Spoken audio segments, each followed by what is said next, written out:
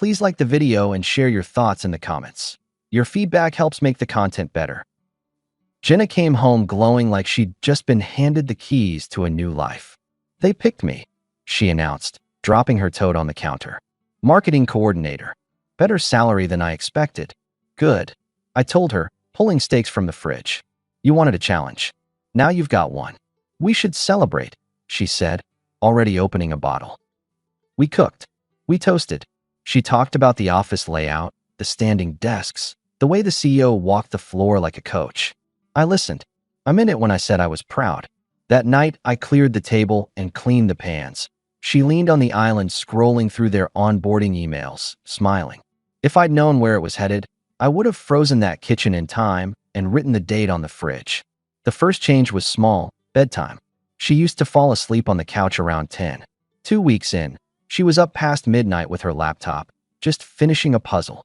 The mornings turned clipped. "Coffee?" I asked one Tuesday, sliding a mug toward her. "I'll get one at work," she said without looking up. I watched her pull on heels she hadn't touched in years. "Dinner at 7? I'll text." She tossed back and was out the door. That night, I ate alone and wrapped her plate. At 9, she texted, "Running late." At 11, "Don't wait up." When she came in, I muted the game. "You missed dinner 3 nights running." "It's launch week," she replied, towing her shoes under the bench. "Can't you be supportive without a scoreboard? You have a calendar." "I'm asking for a heads up, not a parade." She laughed. "You sound like HR." "Then here's HR," I said, keeping my voice even. 2 non-negotiables. Give me your late nights by noon so I plan my own, and we sit down twice a week for a real meal. 40 minutes, phones away. "That's cute," she said, brushing past to the bathroom. "You want adults, you get rules," I added. She shut the door. Water ran. Conversation over, supposedly. The next day, I drafted a shared schedule and sent it. She declined with a thumbs down. I stopped cooking 2 plates. I moved my gym sessions to evenings, took a standing Wednesday poker with Aaron and Mike at the shop. When she texted running late, I answered, "Already out, have a good night," and meant it. Thursday, she floated in at 10:30 smelling like citrus and copier paper. I was stacking dishes. "You're up," she said. "Yep. You didn't wait." "Don't need to." "Fine," she snapped, tugging her ponytail looser. "Tomorrow we've got a team thing. After work. Don't wait up." "Noted," I said, and went back to the sink. She paused like she wanted me to ask questions. I didn't. She drifted away. The silence started to get teeth. Week 3, I picked a Saturday for us. "Let's take Sunday off," I suggested over eggs. "Drive to the lake. Walk. Eat badly at a diner." She slid her phone under her palm. "I have deadlines. End of quarter." "You'll have them next quarter too. That's how quarters work, Mark." "Then call it off now." "No, maybe. If you're out, say you're out." "I'm out," she said, and looked satisfied, like she'd finally won a point I didn't know we were playing. "Good. I'll go fishing with Aaron Friday and stay over. Take my own car." "Since when do you stay over?" "Since we're not doing couple time." I rinsed the plates. I'm done burning weekends waiting for a window. She watched me dry the skillet, calculating. That night, she came home earlier than usual with a paper bag from our favorite bakery. "I grabbed those little pies you like," she said, setting the bag down. I shouldn't have snapped. "I don't need dessert apologies," I told her. "I need clarity." "I'm under pressure," she said, hands up. "That's all." I nodded, ate a forkful of pie, and opened my laptop. I moved half the joint account to my personal savings and shifted the mortgage autopay to my card. I sent her a simple note. "From next month, split utilities 50/50ths. Transfer on the 1st. New rule. No surprises with money, no IOUs." She replied with a single wow. "Wow what?" I asked. "Just, it's a lot," she said. "It's adult," I answered. "You want independence. It comes with invoices." She cut her eyes at me, then softened. "Okay, I'll handle it." 2 days later, without looking up from her cereal, she said, "There's a company event next Friday. Big one. If you want, you can come." "That an invitation or a dare?" "It's an invitation," she said, too quickly. "We're at a venue across town. Free drinks, little tiny foods. You can meet people." "I'll be there," I told her. "Thanks for including me." She shrugged. "If you're free." By then we were 2 roommates with competent logistics. We passed in the hall. I fixed the leaky sink. She reorganized the hall closet like it was a competition. Her tone turned sharper when I suggested anything that wasn't her idea. "Let's do a quick walk after dinner," I said one night, tying my laces. "I need to finish a deck," she replied. "Half an hour." "You don't listen," she said, shutting the laptop louder than necessary. "You just push. You've been on that screen for 6 hours. Pushing is calling it a day before your eyes cross. You're not my manager." "Good," I said, "because I fire bad managers." She blinked. "What does that even mean?" "It means you're not going to talk to me like I work for you," I told her, picking up my keys. "When you're ready to talk as equals, knock." She didn't. I walked alone. When I came back, she had her headphones in. I tidied the garage and went to bed in the guest room. No speech, no drama, just a new map. Friday came. I ironed a shirt and walked into a room full of name badges and forced laughter. I found Jenna in a black dress I hadn't seen. It didn't look like her. Too sharp, too curated. "Hey," I greeted, stepping up. "You look nice." She barely gave me a glance. "Yeah, busy. We're doing a presentation loop. Drinks over there." "I didn't come for the shrimp," I told her. "Then mingle," she said, and turned to a guy in a loud tie. "Dylan, the ad spend." I stood there long enough to look like a coat rack, then moved. People were friendly in the way corporate events make people friendly. I shook hands with a project manager who loved hiking and a copywriter who hated commas. Every time I circled back, Jenna was absorbed with a little cluster, laughing a hair too loud, glancing past me like I was a smudge on a window. "Your husband?" a woman beside me asked. She had dark hair, a neat dress, the no-nonsense posture of someone who could steer a meeting with 2 words. "Me," I said. "Mark." "I'm Olivia," she said, shaking my hand. "I sit 2 rows behind Jenna, but we've done projects together." "Nice to meet you," I replied. She held my hand a beat longer than necessary and tugged me half a step closer. "You good here?" "I'm fine." "You don't look surprised," she murmured, voice dropping. "Maybe I misread you. You look calm." "Habit," I said. "Why?" "Because you're a good man," she whispered, eyes on the crowd. "Not me. And you should know what you're standing in." She's seeing our boss. "It's ugly, and the floor keeps quiet because they like rent and food. You deserve to hear it from someone who doesn't want something from you." My first instinct was to laugh. It came out as a breath. "You sure you have the right husband?" She let go of my hand. "I'm sure." "What's the boss's name?" I asked, not moving my mouth much. "Daniel. Tall, grays early. He plays the mentor angle." Her gaze tilted toward the far end of the room where a man in a new suit stood with a small circle. Jenna was near them, not quite in the circle but orbiting. "Thanks for the heads up," I told her. "That's not a small claim." "It's not a claim," she said. "It's a schedule." She touched my elbow once, like a little apology, and stepped away before anyone saw us too close. I didn't walk straight to Jenna. I did what I always do when a fire alarm sounds. I checked the exits. I grabbed a sparkling water and drifted until I found Daniel alone at the edge of a conversation. He had the easy smile of a man used to owning rooms. "Mark," I introduced myself. "Jenna's husband." His smile didn't falter, but his eyes made a tiny calculation. "Daniel, I've heard your name." "Likewise," I said. "Thank you for bringing her on." "She's been excited." "She's talented," he replied. "I can see she feels supported," I said, letting that sit. He clocked it a half-second pause. He recovered with a line about potential and growth. I nodded and excused myself as Jenna slid back into his orbit with a laugh I didn't recognize. At 9, I found Jenna by the dessert table. "I'm heading out," I said. "Already?"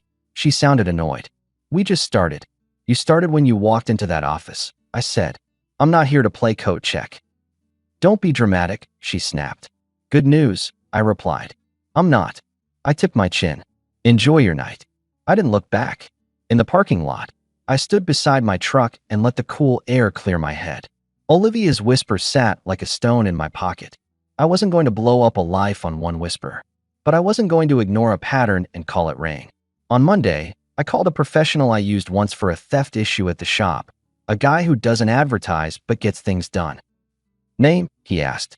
"Jenna." "New job." "New hours," I said. "I want clarity, not fireworks." 3 weeks, he said. "I'll send logs, photos, the usual." "Make it 2, I told him. "And keep me out of it." "Always," he said. I didn't confront Jenna. I adjusted. I stopped engaging in her nightly debriefs, which were now just monologues about campaigns and strategy. When she poked me for reactions, I gave her a quiet, nice, and turned back to my own plans. I set the guest room as mine. I labeled 3 storage bins in the garage with my name and put in spare clothes, tools I actually use, a folder with the house deed copy and titles. Logistics, not drama. She noticed the distance only after I made it comfortable. "What's with the guest room?" she asked one morning, catching me folding a set of sheets. "Sleep," I said. "Yours late, mine early. No need to bump into each other at 2 a.m. So now we're roommates?" "Until respect is back on the table," I answered. "That's where we're at." "That's childish," she said. "What's childish is pretending nothing's changed," I replied. That night, she came home early with takeout from the place she swore off years ago. She set the table for 2, put on a playlist we used to like, and when I walked in from the garage, she smiled soft. "Let's reset," she said. "On what terms?" I asked. "I'll be home more," she said. "We can plan Sundays. I miss us." She reached out, palm up. I took it. She squeezed. For 20 minutes, we ate like we used to. She asked about Aaron, about the shop, about the old radio I'd been fixing. It felt almost normal. After dinner, she leaned in, kissed me, then kissed me again, longer. "I can take Monday off," she murmured. "We could get out of town." "Book it," I said, keeping my voice light. "Send me the confirmation tonight." She hesitated a beat too long. "Let me check with," she stopped. "With the team, right?" I said, and slid my plate into the sink. "Text me when it's real." She didn't text. Monday morning, she announced, "Can't. Crisis." "Of course," I replied. "Good talk." I'm not a saint. When she laid her head on my shoulder that night during a rerun, part of me wanted to believe the wall had cracks. But I've rebuilt enough engines to know the sound of a failing part. I kept packing boxes, one item at a time, never emptying a drawer completely, so the shape of the house stayed the same to a casual glance. 2 weeks later, the investigator messaged, "Report ready." He met me at the back table of a diner that doesn't ask questions. He slid a folder across the sticky laminate. Logs, times, photos that didn't require a caption. There's the office garage. There's another car. There's a long lunch that wasn't a lunch. There's a hotel receipt. He didn't editorialize. Professionals don't need to. "You want me to keep running?" he asked. "No," I said, closing the folder. "That's enough." The next morning, I called a realtor and rented a compact apartment month to month. I set up a P.O. box. I moved half my wardrobe in a toolbox case I'd used for road trips. I shifted my direct deposit. I told Aaron I'd be staying at his place some nights if needed. "You sure you don't want to swing a bat?" Aaron asked, half joking, half not. "I want my life back," I told him. "That's different equipment." At home, Jenna sensed something. Maybe it was the quiet. Maybe it was me not taking any bait. "What's your problem lately?" she asked, leaning on the door frame as I organized screws by size in the garage. "Boundary setting," I said without looking up. "It looks like calm. It feels like space. If you're going to do this smarter thing, I don't do costumes, I cut in." "I'm trying," she said, moving closer. "I'm under pressure." "You keep adding pressure." "You don't want my pressure?" I finally met her eyes. "Great. Then you don't get my comfort." I set down the little box. "Friday, I'm moving some stuff to storage. Don't plan on me for the weekend." She stepped back, startled. 2 hours later, she reappeared with tickets printed from her laptop. "Look," she said, waving them. 2 nights at the lake. Your favorite diner is on the way. I booked. See, I can prioritize. Send me the itinerary. I replied. It's on the counter. I picked it up. Paid with my card. She bought it same day, non-refundable. I smiled. Okay, Sunday night only. I still have Friday and Saturday booked the way I want. Her jaw worked, but she smiled bright instead. Great. Sunday then. She touched my arm. Thank you for meeting me in the middle. We went. The room had a view. We sat at the diner.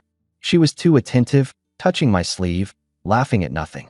It was the second soft turn. I let it be what it was, a performance, and ate my pancakes. On the drive back, some song from when we were dating came on. She glanced at me, checking for nostalgia like it was a coupon she could still redeem. I watched the road.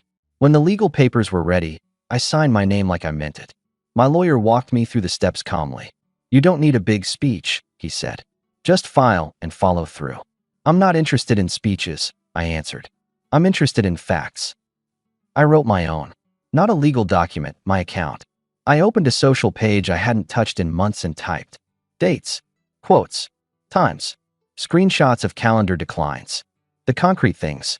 No names beyond mine and Jenna's first name.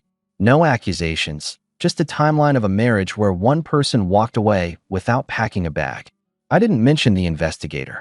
I didn't mention hotels. I mentioned patterns, respect, choices. I said I was ending it. I said I wished we'd fought the right fight, against the distance, not each other. I hit post.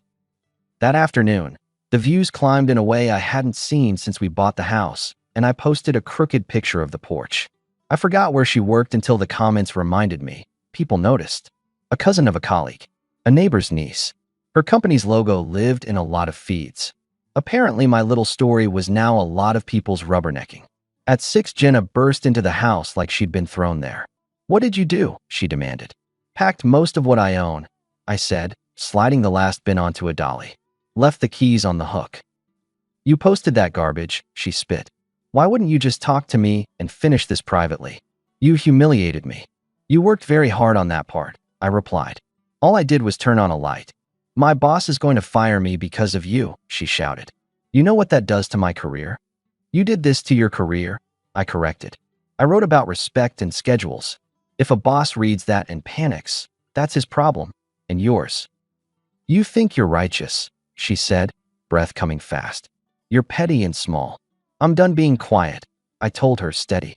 "You wanted freedom. Congratulations. It comes with witnesses." "Delete it," she ordered, pulling out her phone like she could delete me by example. "Say it's not true. Say we're just separating. I'll sign everything today. I'll give you what you want." "What I want isn't for sale," I said. "And it doesn't need your signature." "You're cruel," she said. "Cruel would be staying and pretending this is a marriage," I replied. "This is honest." Her phone lit up, then again, then again. She cursed. "He's calling." I glanced at the screen. "Daniel." She stepped away to answer. I lifted the dolly, rolled it toward the truck, and didn't stay for the conversation. She followed me out. "You're leaving?" she yelled. "I already left," I said, strapping the bin down. "You were just the last to know." "Where are you even going?" "Somewhere quiet." I shut the tailgate. "We're done, Jenna." "Wait," she said, softer. "Please. We can fix this." "I'll quit." That's not a fix," I told her. "That's a headline." I climbed into the truck. Respect isn't negotiable. I drove to the apartment I'd already stocked with towels, a coffee maker, and my grandfather's toolbox. I set my phone on the counter and watched it fill with messages like a rain gauge. I skimmed them once. Anger, then bargaining, then PR. The next morning I woke early and went for a run.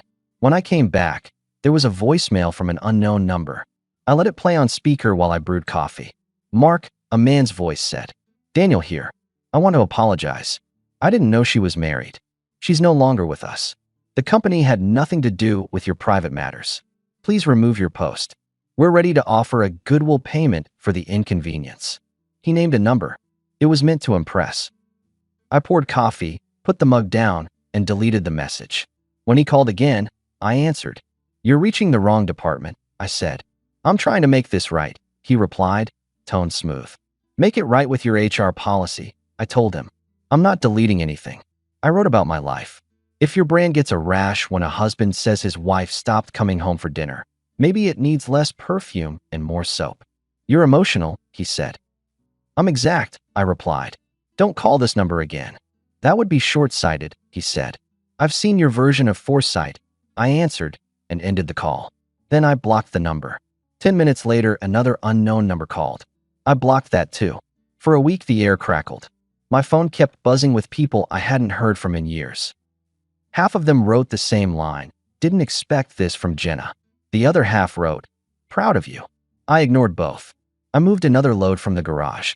I met with the realtor to prep the house once the paperwork was done. I stood alone in the living room and looked at the wall of little holes where our framed photos used to be. I thought about every good day we'd had and let it be good without letting it rewrite the last 6 months. Jenna called 3 days later, voice small. "I signed," she said. "It's done on my end. Just finish whatever you need to finish." "Good," I said. Are you really not going to take it down? She asked. No, I replied. I can't find work if this keeps bouncing around, she said. That's a tough break, I said, not gloating, just stating the weather. You won, she said, like it was a game. Happy. This isn't a win, I told her. It's a correction. She was quiet. Then, I hope you're proud, she added, and hung up. I went to the shop and worked on a carburetor until my hands remembered they could fix things. Aaron brought burgers and asked no dumb questions. You good? He asked. I'm good, I answered. You want to sit in the silence or play something loud? He said. Silence, I replied, and we let it work. 3 months later, the divorce finalized. The house came back to me, cleaner and emptier. I repainted the living room itself, not to cover anything, just to breathe. I bought a sofa I liked and a dining table that could take a beating. I set up the guest room as a real guest room and kept my bedroom spare. 2 lamps. 1 dresser, no ghosts. I dated like an adult. Coffee, conversation, no promises. 20 minutes in, I met a woman named Claire who likes old sailboats and knows how to fix a leaky faucet without calling a guy. We don't talk about pasts on repeat. We just live days and see if they make sense next to each other. The shop picked up. I took on a kid from the tech school who wants to learn how to build something that outlasts a software update. On Saturdays, I fish. On Sundays, I open the garage door and let the neighborhood kids ride their bikes in a circle in the driveway while their dads lean on my fence and solve the world badly. I sleep. The house is quiet without being empty. Every now and then someone mentions Jenna's company. They're still around, but smaller. Their ads don't dominate my feed anymore. A friend of a friend said their numbers dipped after a few loud weeks and never quite came back. That's not my business. I didn't applaud. I saw Jenna once from a distance in the grocery store. She was standing in front of the produce, staring like the choices were all complicated. She didn't see me. I kept moving. Not cold, done. There's a difference. People think the big moments define you. Sometimes it's just a set of small, hard choices. In my case, it was simple. I made a rule. I kept it, and I walked when it wasn't honored. No tantrum, just a full stop. The last time she called, months ago, it rolled to voicemail, and I listened to it in the truck before deleting. Why didn't you just talk to me? She asked, voice frayed. We could have stayed friends. I laughed, alone in a parking lot. Friends. I repeated to myself, turning the key. I don't befriend arsonists just because they're sorry after the flame. I put the truck in gear and went home. The house looked good in the late afternoon. No soundtrack, no performance, just light through clean glass. I set a steak in a pan and turned the heat to medium. Claire was coming by later with a pie her neighbor swore by. Aaron texted a picture of a striped base with the caption, "You're cooking," and I texted back a thumbs up. When I sat at the table with my plate and a glass of water, I didn't toast. I didn't bless anything. I just ate, and when I finished, I wiped the table clean. I didn't check my phone. I didn't wonder who was watching. Respect isn't a conversation. It's a rule you keep, starting with yourself.